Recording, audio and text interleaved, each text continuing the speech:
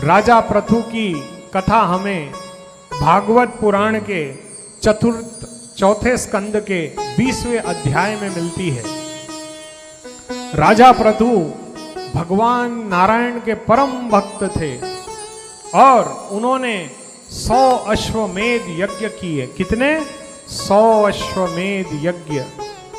और जिसके प्रताप से स्वयं नारायण उनके सामने प्रकट हो गए और कहा कि बोलो राजा पृथु, तुम्हें क्या चाहिए। अब आपके या हमारे जैसा भक्त होता तो बोलता, प्रभु डॉलर दे दो, पाउंड दे दो, सोना दे दो, चांदी दे दो, बंगला दे दो, कार दे दो, हेलीकॉप्टर दे दो, पता नहीं हम क्या मांग बैठते। लेकिन मेरे राजा पृथु ने क्या मांगा? बोले, हे प्रभु, हे नारायण, यदि आप मुझसे प्रसन्न हैं तो आप मुझे 10,000 कान दीजिए। जी, कर्ण, कर्ण जिसे हम कान कहते हैं। बोले 10,000 कान मुझे दीजिए। तो नारायण मुस्कुराए और कहा कि राजा पृथु, ये आप क्या मांग रहे हो? तब मेरे गोविंद ने कहा, कुछ और मांग लो, तुम ये कान क्यों मांग रहे हो? तो राजा पृथु ने कहा कि हे भगवान, मैं 10,000 कान इसीलिए मांग रहा हूं कि हर पल कथा का रस अमृत मेरे इन कानों को प्राप्त हो। मेरे कानों को कथा रस अमृत प्राप्त हो। आपके नाम का संकीर्तन मुझे प्राप्त हो। हर पर, हर जगह, जहां कहीं इस दुनिया में कीर्तन हो, कथा हो या आपकी वार्ता हो, तो वो मुझे सुनाई दे। मुझे और कुछ नहीं चाहिए।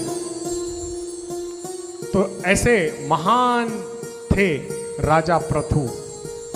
और वैसे ही महान होते हैं भगवान, जो अपने भक्तों की करुण पुकार सुनते हैं। इस कली काल में यदि कोई भक्त शाम कथा सुनता है, आपको पता है जितनी भी कथाएं होती है ना, ये मरने के बाद ज्यादा लोग सुनते हैं। जैसे गरुड़ पुराण है, कोई गुजर जाए तो गरुड़ पुराण सुनी जाती है। पितरों के मोक्ष के लिए, उनकी सद्गति के लिए हम भागवत पुराण कराते हैं। घर की सुख शांति के लिए अन्य पुराणों का हम श्रवण कीर्तन करते हैं। शिव पुराण कराई जाती है इस लोक के समस्त सुखों को प्राप्त करने के लिए। राम कथा की जाती है भगवान श्री राम की भक्ति प्रदान करने के लिए। लेकिन कभी कहीं सुना है क्या कि कीर्तन करने से शिव मिल गए या राम नाम का कीर्तन होने से राम मिल गए? नहीं, राम कथा सुनने से राम की प्राप्ति होती है।